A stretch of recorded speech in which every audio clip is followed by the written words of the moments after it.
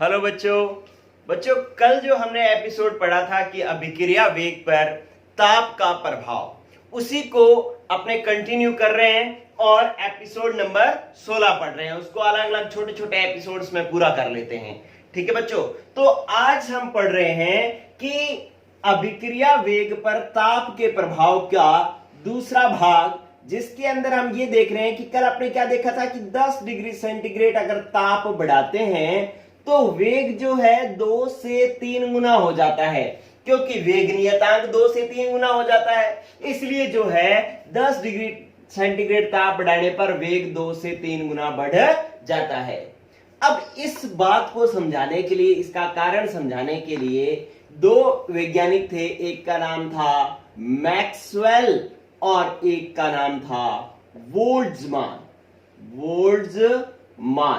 Maxwell और Boltzmann ने इसको समझाने के लिए सांख्यिकी का उपयोग किया। स्टैटिक्स होती है सांख्यिकी, ठीक है, सांख्यिकी का उपयोग किया कि सांख्यिकी का यूज करते हुए इसने इसको समझाया। कैसे किया सांख्यिकी का यूज? देखो, ये जो टॉपिक है इसका एक दो ग्राफ है, वो दो ग्राफ बहुत आसान है, लेकिन जब बच्चा खुद से पढ़ता है तो उसको मुश्किल लगता है, समझ में नहीं आती कहानी कि वो कहना क्या चाह रहा है। अभी मैं आपको बताऊंगा तो बस 2 मिनट की बात है, आपको अपने आप पता लग जाएगा। सुनिए बात कि सांख्यिकी का इसने यूज किया, मैक्सवेल और बोल्ट्जमान ने। इन्होंने क्या कहा, बिल्कुल बात आराम से समझो कि मैक्सवेल कहता है कि मान लो ई ऊर्जा वाले अणुओं की संख्या जो हो हमारे पास है वो Ne है। और दूसरी बात वो कहता है कि माना कुल अणुओं की संख्या जो है वो है हमारे पास Nt। फिर वो कहता है कि ई ऊर्जा वाले अणुओं का अंश कितना होगा? ई ऊर्जा वाले अणुओं का अंश होगा Ne बटा में Nt। बस ये एक बात यहां पर समझ में आनी चाहिए कि ये क्या कहना चाह रहा है। ये यूं कहना चाह रहा है, इधर ध्यान दो आप, कि ये मैं एक एग्जांपल बता रहा हूं, बेसिक एग्जांपल बता रहा हूं कि मान लो आपकी क्लास के अंदर 50 बच्चे हैं, 50 बच्चे हैं आपकी क्लास के अंदर, ठीक है। और अगर मान लो मैं एक डिफाइन कर दूं कि मान लो वे बच्चे जिनके पास 20 रुपए जिनके पास है, उन बच्चों की संख्या है 10, ठीक है। और तो 20 रुपए वाले बच्चों की संख्या का अंश कितना हो गया कि 10 बच्चे ऐसे हैं जिनके पास 20 रुपए है, ठीक है। तो 20 रुपए वाले बच्चों का अंश कितना हो गया? अंश हो गया 10 बटा में 50, मतलब 1 बटा में 5 अंश हो गया।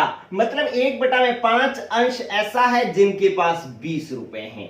ये बात वो कहना चाह रहा है। कहता है ई ऊर्जा वाले अणुओं की संख्या Ne, 20 रुपए वाले बच्चों की संख्या 10, ठीक है, कुल बच्चों की संख्या 50 Nt, ठीक है। और ई ऊर्जा वाले अणुओं का अंश, 20 रुपए वाले बच्चों का अंश कितना हो गया? 10 बच्चे ऐसे थे जिनके पास 20 रुपए थे और कुल बच्चे थे 50, तो 10 बटा में 50, 1 बटा में 5 अंश हो गया, ठीक है। अब इन्होंने क्या किया कि जो अणुओं का अंश था वो और ऊर्जा जो थी, इसके बीच में मैक्सवेल और बोल्ट्जमान ने ग्राफ खींचा। इस तरीके से ग्राफ बनाया, इधर देखें आप, क्या हुआ कि ये आपके पास था, यूं ग्राफ बनाया है। ये तो है आपके पास अणुओं का अंश, जिसको अपने कहते हैं Ne बटा में Nt, अणुओं का अंश, ठीक है। और यहां पर है ऊर्जा, ये ग्राफ उन्होंने बनाया। देखिए बहुत अच्छा ग्राफ है ये। अब क्या कैसे बनेगा ग्राफ? बच्चों यूं समझें आप कि मान लो जो 20 रुपए है वो 20 रुपए वाले बच्चों की संख्या थी हमारे पास। इसको मैं अब पूरी डिटेल बढ़ाता हूं। देखो, ये मैं लिख रहा हूं रुपए, ये मैं लिख रहा हूं बच्चे, और ये मैं लिख रहा हूं इनका अंश, ठीक है। तो आप मान लो 10 रुपए जिनके पास है वो बच्चे हैं 5, तो अंश कितना हो गया कि बच्चों की संख्या बटा में कुल बच्चों की संख्या, मतलब 5 बटा में 50, 1 बटा में 10 अंश हो गया, ठीक है। अब मैं कह रहा हूं कि 20 रुपए वाले बच्चों की संख्या होगी हमारे पास 10, तो आपके पास 10 बटा में 50 कितना हो गया, 1 बटा में 5 अंश हो गया। ठीक है, अब जो 30 रुपए है ना, 30 रुपए वाले बच्चों की संख्या, ऐसे बच्चे जिनके पास 30 रुपए है, उनकी संख्या है 20, तो अंश कितना हो गया, 20 बटा में 50 मतलब 2 बटा में 5 अंश हो गया। और अब आओ, जैसे मान लो मैंने कह दिया 50 रुपए वाले बच्चों, 50 रुपए जिनके पास है, 50 रुपए वाले बच्चों की संख्या हुई हमारे पास कितने हो गए, 20, 10, 30, 35, और मैंने कह दिया जी ये तो 10 बच्चे हैं, 10 बच्चे हैं तो 10 बटा में 50, ये भी कितना हो गया, 1 बटा में 5 अंश हो गया। और 100 रुपए वाले बच्चों की संख्या कितनी है, वो 5 ही है, तो 5 बटा में जो 50 वो हमारे पास आ गया 1 बटा में 10। ठीक है, तो अब आप देखें क्या करना है अपने को ग्राफ रुपए और बच्चों के अंश के बीच में बनाना है, मतलब अणुओं के अंश और ऊर्जा के बीच में आपने ग्राफ बनाना है। ठीक है, आप एक बात देख रहे हैं कि जिनके पास कम पैसे हैं, 10-20 रुपए हैं, उनका अंश कम है, और जिनके पास ज्यादा रुपए हैं उनका अंश भी क्या है, कम है। लेकिन ये बीच में एक वैल्यू ऐसी है जो सबसे ज्यादा अणुओं के अंश के पास है। तो आपके पास ग्राफ कैसे आएगा कि इधर देखो, कम ऊर्जा मान लो मैंने यहां पर बना ली, यहां पर ऊर्जा बना ली 10, 20, 30, 40, 50, इस तरीके से ऊर्जा बना ली। अब कम ऊर्जा वाले अणुओं का अंश भी कम है, तो मैंने यहां पर बिंदु बना लिया। ये भी कम अणुओं वाला अंश है, इसके थोड़े ज्यादा है। ये ऊर्जा ऐसी है जो सबसे ज्यादा अणुओं के पास है, मतलब 30 रुपए सबसे ज्यादा बच्चों के पास है, सबसे ज्यादा बच्चों के अंश के पास है, तो ये मैंने सबसे ऊंचा बिंदु बना लिया। फिर मैंने क्या किया है कि 50 कम पैसे वालों के फिर ऊर्जा बच्चे कम है, और कम पैसों वालों के बच्चे और कम पैसों वाले बच्चों का अंश और कम है। तो आपके पास ये ग्राफ किस तरीके से बन गया, ये ग्राफ इस तरीके से बन गया, ऐसे यूं चलेगा, ऐसे इस तरीके से आएगा ये ग्राफ। ठीक है, यहां से चलेगा और इस तरीके से। ठीक है बच्चों, तो ये अपने पास ग्राफ आया। अब इस ग्राफ में किसके बीच में ग्राफ खींचा गया है, अणुओं के अंश और ऊर्जा के बीच में ग्राफ खींचा गया है। ठीक है, इसको थोड़ा सा यूं पीक बनानी है, यूं ये लो, अणुओं के अंश और ऊर्जा के बीच में ग्राफ खींचा है। अगर इस ग्राफ को आप गौर से देखो तो ये पॉइंट जो है ना, ये आपको बिंदु सबसे महत्वपूर्ण लगेगा। क्या महत्वपूर्ण लगेगा ये बिंदु, कि ये जो ऊर्जा है ना वो ऐसी है जो अणुओं के सर्वाधिक अंश के पास है।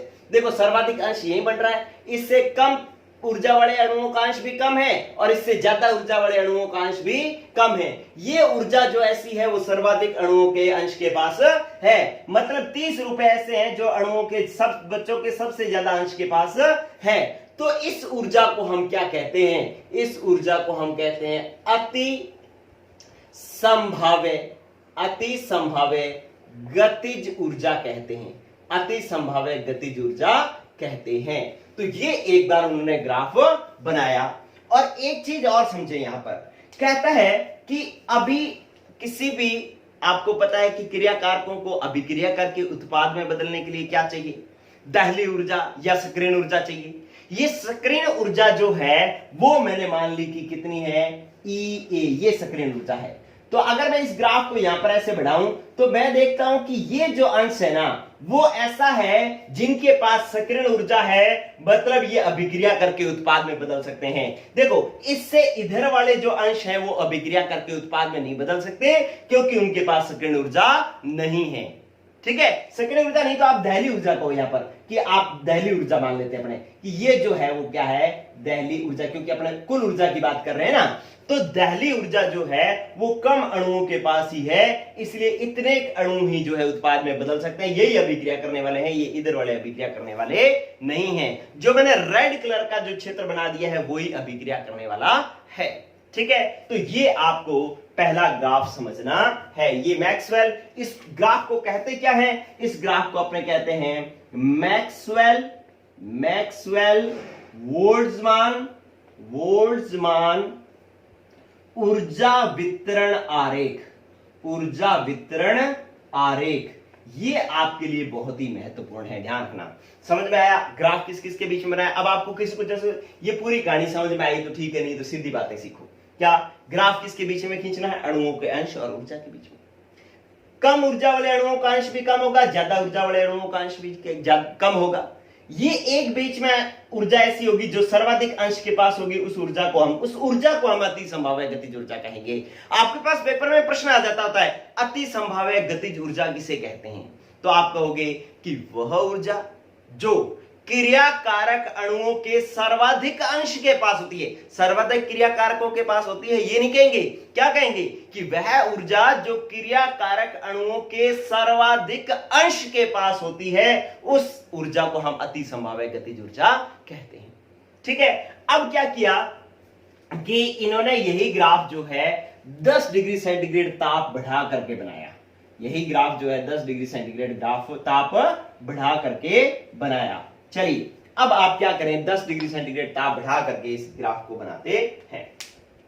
आपके पास पहले ग्राफ यूं बना हुआ है कि आपने ग्राफ बनाया है किस किस के बीच में, ये दोनों ग्राफ आपको आने चाहिए। पेपर में अक्सर पूछ लिए जाते हैं NE/NT और ऊर्जा E के बीच में ग्राफ बनाया था अभी आपने, और ग्राफ इस तरीके से बनाया था आपने कि ये ऊर्जा जो है सर्वाधिक अंश के पास, और यूं इस तरीके से बनाया, ये लो ऐसे ग्राफ बनाया है। यही वाला ग्राफ मैंने इधर बनाया है। ठीक है, और ये जो आपके पास है ये क्या है? अति संभाव्य गतिज ऊर्जा है, अति संभाव्य गतिज ऊर्जा है। ठीक है, और ये जो आपके पास दहली ऊर्जा वाले अणुओं का अंश कितना था हमारे पास? दहली ऊर्जा वाले अणुओं का अंश इतना ही था। इसका मतलब उत्पाद में बदलने वाले यही थे। लेकिन अब हमने क्या कर दिया बच्चों? ताप बढ़ा दिया, ताप बढ़ा दिया। ये कितने ताप पर ग्राफ है? ये T ताप पर ग्राफ है। अब मैंने ग्राफ बनाया T+10 डिग्री सेंटीग्रेड पर, 10 डिग्री सेंटीग्रेड ताप बढ़ा दूंगा तो क्या होगा कि क्रियाकारक आपस में टक्कर करेंगे, और टक्कर के फलस्वरूप उन अणुओं का अंश बढ़ जाएगा जिनके पास दहली ऊर्जा होगी, क्योंकि टक्करों से वो ऊर्जा प्राप्त कर लेंगे। ऊर्जा प्राप्त करेंगे तो क्या होगा कि उन अणुओं का अंश बढ़ जाएगा जिनके पास दहली ऊर्जा होगी, और अति संभाव्य गतिज ऊर्जा वाले अणुओं का अंश घट जाएगा। और ये ग्राफ लाइन इस तरीके से आएगी,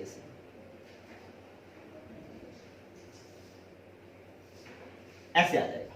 ठीक है, इसको इससे इधर वाले को ध्यान रखना, अलग अलग रखना है अपने को, मेरे पास जगह नहीं है, तो इस तरीके से आपको बनाना है ये। ठीक है, अब क्या हो गया? अब हमारे पास जो ये अंश जो है वो लगभग बढ़ करके दुगना हो जाता है। ये अंश जो है वो क्या हो गया? लगभग दुगना हो गया। ठीक है, और ये ग्राफ कितने पर बना है? ये T+10 डिग्री सेंटीग्रेड पर बना है। जब आप ताप बढ़ाओगे तो क्या हो जाएगा कि जो E ऊर्जा वाले अणुओं का अंश जो था वो तो घट जाएगा, और दहली ऊर्जा वाले अणुओं का अंश क्या हो जाएगा? बढ़ जाएगा। ठीक है, क्योंकि कुल अणुओं की संख्या तो नियत है। अब 50 से आप 55 तो कर नहीं सकते।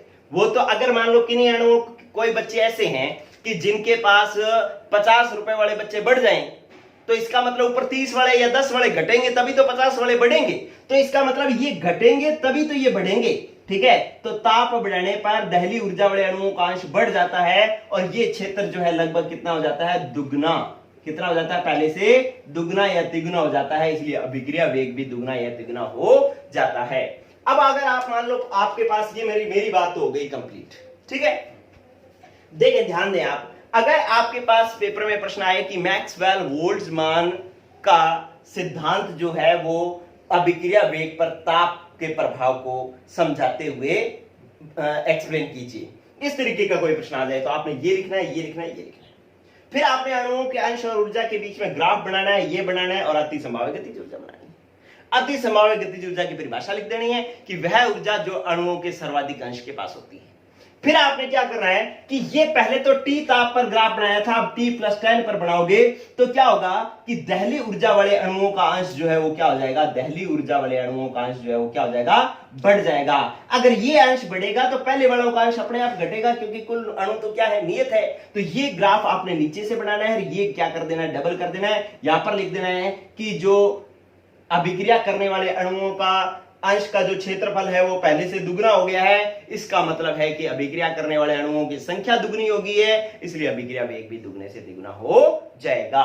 ये है बच्चों मैक्सवेल बोल्ट्जमान का सिद्धांत। अब अपने अगले एपिसोड में पढ़ेंगे कि अलग अलग ताप पर, दो ताप अलग अलग होंगे T1 और T2, उन पर वेग नियतांक, क्योंकि अलग अलग ताप पर वेग नियतांक निर्भर करता है। ताप T1 होगा तो वेग नियतांक K1, ताप T2 होगा तो वेग नियतांक K2। अब इन दोनों के बीच में क्या संबंध होगा ये अपने कल करेंगे डिराइव। आज के लिए इतना ही। गुड लक बच्चों, पढ़ते रहो, बाय।